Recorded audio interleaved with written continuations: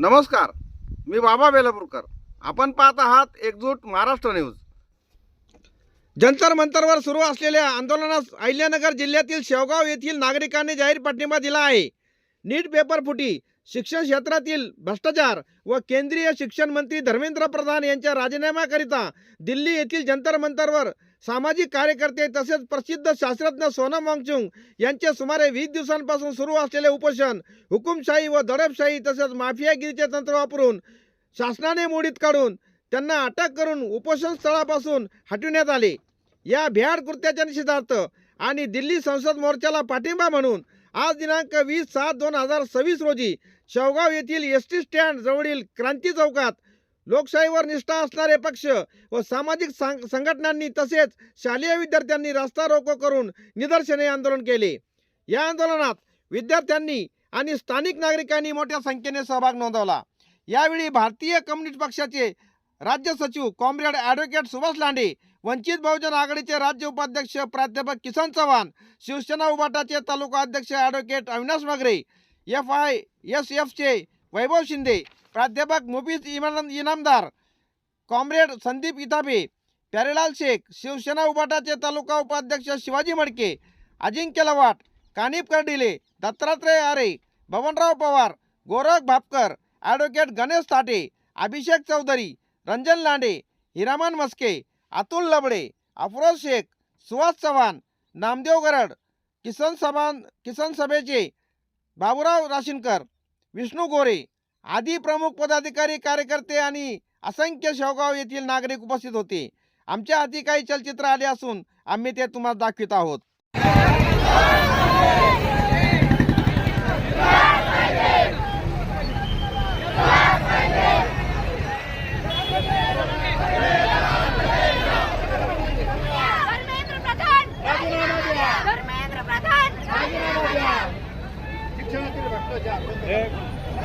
शिक्षणात भ्रष्टाचार बंद करा.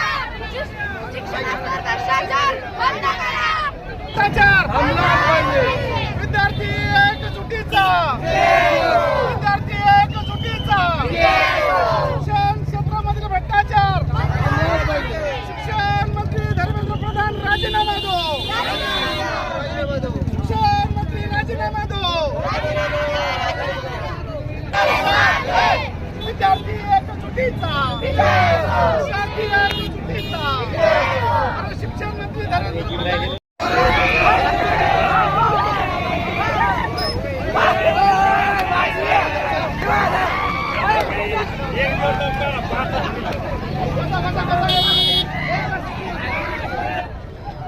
शिक्षणातील भ्रष्टाचार बंद. शिक्षण मंत्री धर्मेंद्र प्रधान राजीनामा द्या. धर्मेंद्र प्रधान चले जाओ. धर्मेंद्र प्रधान चले जाओ. विद्यार्थी आंदोलनावर दडपशाही करणारं सरकार चले जाओ. RSS बीजेपी सरकार हटाओ, देश बचाओ. RSS बीजेपी सरकार हटाओ. शिक्षणातील भ्रष्टाचार बंद. सोनम वांगचुक आगे बढ़ो. अभिजीत तिपके आगे बढ़ो. धर्मेंद्र प्रधान चले जाओ. धर्मेंद्र प्रधान चले जाओ. भाजपा की तानाशाही नहीं चलेगी. भाजपा की तानाशाही नहीं चलेगी. धर्मेंद्र प्रधान राजीनामा द्या. भ्रष्टाचारी भाजप सरकार चले जाओ. भ्रष्टाचारी भाजप सरकार चले जाओ. भाजप की तानाशाही नहीं चलेगी.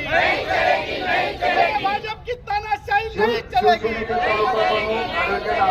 ऑल इंडिया स्टुडंट्स फेडरेशनचे वैभव शिंदे आता पाठिंबा देतील 2-2 मिनिटांमध्ये. आज सोनम वांगचुक सर यांना ज्या पद्धतीने अटक केली आणि धर्मेंद्र प्रधान यांनी राजीनामा न देता एक हुकुमशाही पद्धतीने या सरकारनं विद्यार्थी आणि जे सायंटिस्ट आहेत, जे देशासाठी समाजसेवा करतात, अशा लोकांना हुकुमशाही पद्धतीने उचलून जर जेलमध्ये टाकणार असेल तर महाराष्ट्रातील विद्यार्थी आणि देशातील विद्यार्थी हा शांत बसणार नाही. सांगायचं झालं तर हे आंदोलनाला पाठिंबा देत आहेत. सरकार कशी चोरी करताय, राम मंदिर रामचं नाव घेऊन त्या पद्धतीने तिथं दरोडा लावतंय आणि विद्यार्थ्यांचा सुद्धा पेपर फोडून त्यांना त्यांचीच लोक भरायची आणि पैसे वसुली करायची आणि आमदार खासदार फोडायचे. जर ही हुकुमशाही या देशात आणणार असतील तर ऑल इंडिया स्टुडंट फेडरेशन हे यापुढे कधी कसल्याही प्रकारे खपवून घेणार नाही. एवढं बोलतो आणि थांबतो. तमाम देशभक्त आणि महाराष्ट्र भक्त, आज या देशाची परिस्थिती अशी आहे. अरे म्हणतात देव मोठे मोठे, पुसतात की दगड गोटे, आणि अंगा लावून या राख डोळे झाकून करतील पाप.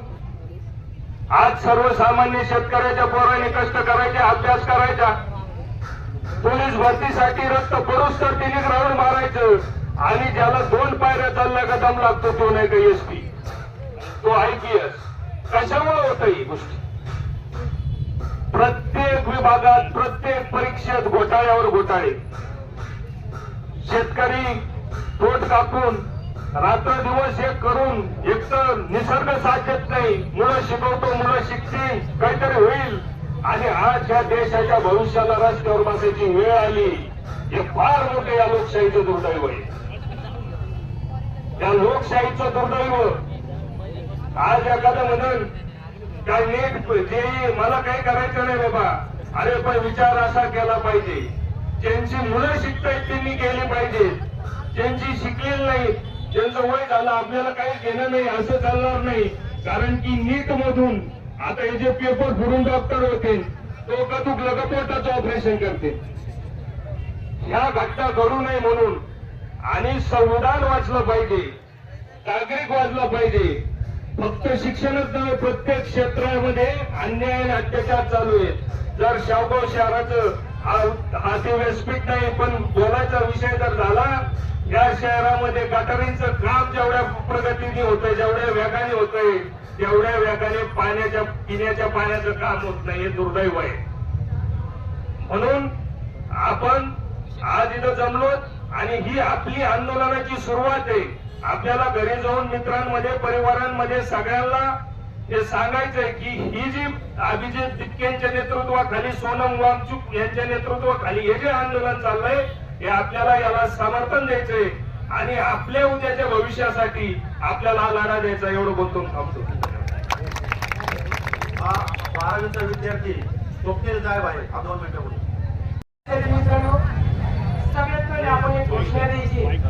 विद्यार्थी एकजुटीचा, विद्यार्थी एकजुटीचा.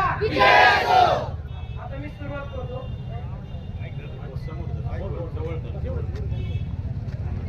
निघायला 1 लाख चूक आणि 300 तर आपल्याला एवढे काढायचे नाही. आपला मुद्दा आहे हा पेपर जो फुटलेला आहे, त्या पेपर फुटीमुळे आपले भाऊ बंधू किंवा आपल्या बहिणी असतील त्या सगळ्यांनी जे आत्महत्या केले त्यांना आपल्या समर्थन करून हे बीजेपीचा आपल्याला धिक्कार करायचा आहे आणि त्यांच्या चुका आपल्याला काढायच्या आहेत. आणि जे चांगले त्याला चांगलं बोला, जे वाईट आहे त्याला वाईट बोला शिका. निष्पक्ष राहा, कुठल्याही पक्षाची चापलूसगिरी करू नका. शेवटी हे भाजपचे जे काही अंधभक्त आहेत ते खूप विरोध करतात, मलाही करतात. माझ्याही गावात काही अंधभक्त आहेत जे माझ्यापेक्षा वयाने मोठे आहेत. मी त्यांना घडवण्याला त्यांना खूप राग येतो. ते फक्त धर्माच्या नावाने पुढे जातात. हिंदू मुस्लिम काही येतं की नाही तुम्हाला दुसरं? जे खरं आहे त्याबद्दलच तुम्ही बोला. बिना कामाचे, बिना कुठलेही मुद्दे उचलून आणू नका. आणखी जर काय बोलतो हा की दिल्लीमध्ये जे आंदोलन चालू आहे जवळजवळ 1-1.5 महिन्यापासून मी पाठिंबा दिलेलाच आहे. पण कालची घटना घडली त्यामुळं माझ्या मनात खूप असं रक्त उसळत आहे. तुमच्याही उसळत असेल किंवा नसेल उसळत तर तुम्ही ती घटना पहा, मग नक्कीच उसळत. कारण की सत्याच्या बाजूने जे उभं राहतो त्यालाच अडचणी येत असतात. तुम्ही सत्याच्या बाजूने राहा, निष्पक्ष राहा आणि दिल्लीच्या आंदोलनाला पाठिंबा द्या.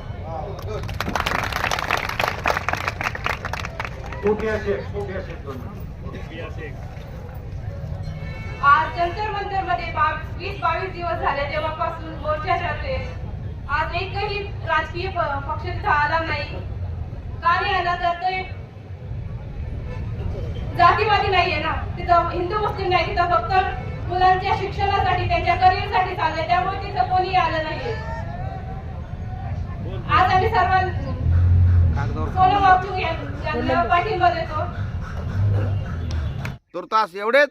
भेटूया पुढच्या बातमीपत्रात. जय हिंद, जय महाराष्ट्र.